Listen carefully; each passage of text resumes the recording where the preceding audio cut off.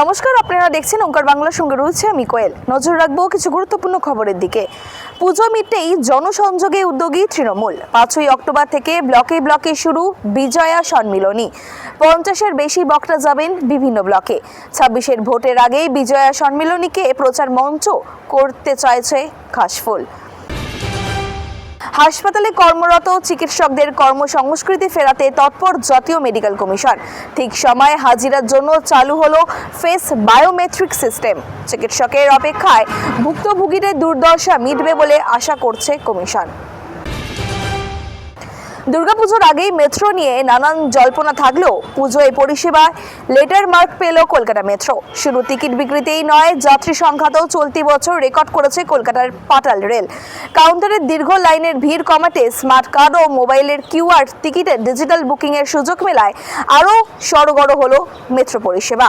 এরকমই অন্যান্য news update পেতে হলে অবশ্যই চোখ রাখবেন ওঙ্কার বাংলার ডিজিটালে।